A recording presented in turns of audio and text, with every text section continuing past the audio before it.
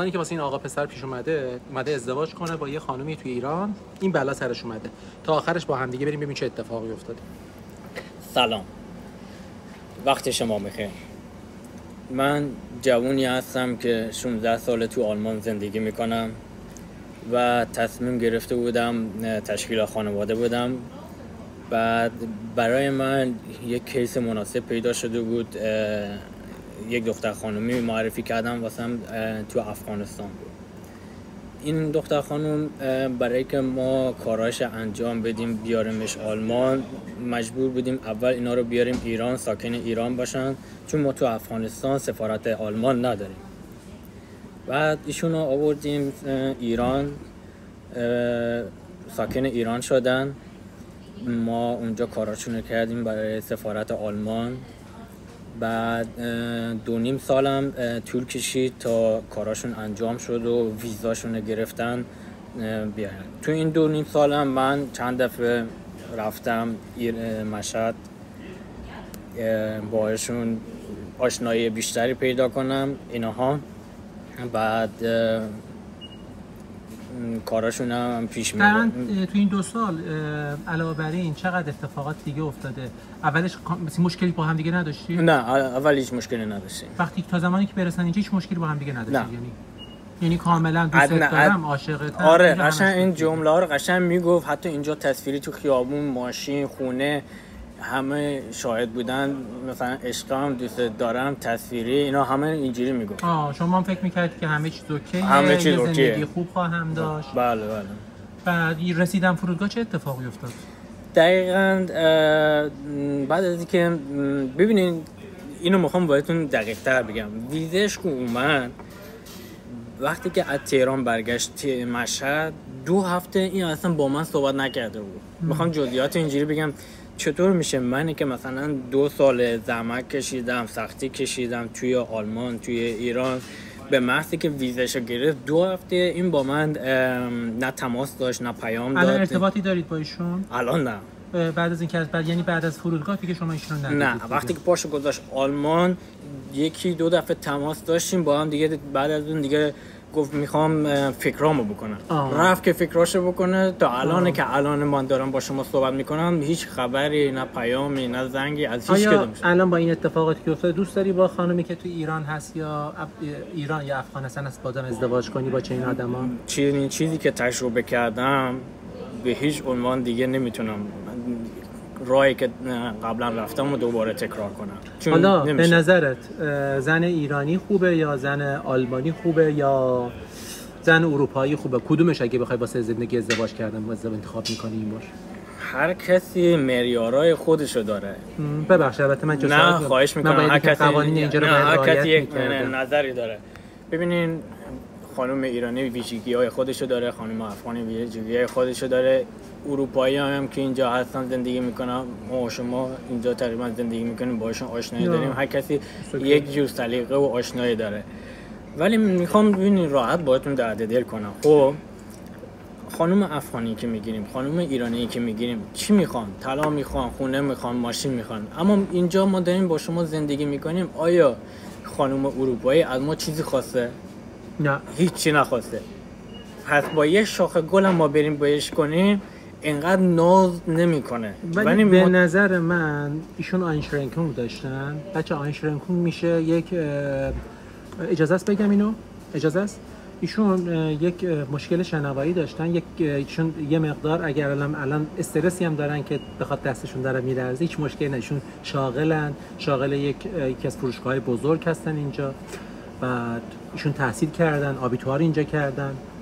اینجا یعنی دیپلم اینجا رو داره. حالا نمیدونم آوسبیلدونگ احتمال فکرابرند کرده. بعد آقای مؤدب و متشخصی هستن. ولی تنها مشکلی که اینجا هست و تنها چیزی که منو ناراحت کرده آوسنوتسون بوده به نظر من چیزی که دارم میبینم. نیمن حتی کاینر لاونس اوبا اندرمنشن به بورتایلن. ولی چیزی که من دارم میبینم به نظر تا اینجایشو دارم میبینم. خیلی دوست دارم اگر اون خانومم بود تو اینستاگرام بهم پیام بده، حتی میتونیم با این آقا دوتایی بشینن صحبت کنن. خب من خیلی هم خوشحال میشم. بعد بشینیم یه ویدیو کامل بگیریم، شاید این مشکل حل شد، شاید نتیجه خوبی گرفتیم. حالا یه سوالی عزیزت بپرسم ازت، دوست داری این خانم رو بازم ببینی؟ نه به هیچ وجه.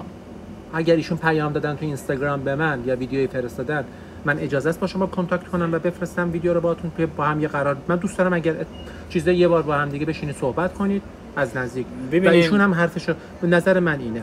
من مشکلی ندارم. خب ببینین کسی که مشکل داره باید رو کراز بیاد مشکلش رو برطرف کنه، نه که این که بره یک راه دور یک گوشه بشینه ساکت بشینه بدونه که هیچ حرفی بزنه مثلا بره.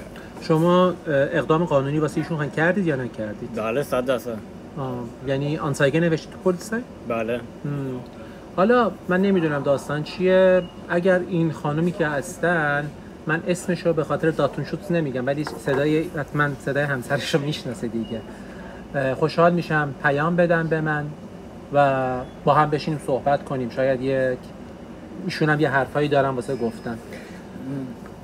بگو عزیزم. ببینین شما از من خواهش کردید، نه خواهش میکنم، نظر لطف شما بزرگی نیست ولی سعی میکنم کسی که مثلا نگاه کنیم 2 سال ما توی مثلا دوران نامزدی بودیم، من توی این 2 سال مثلا حالا 3 دفعه 4 دفعه رفتم ایران.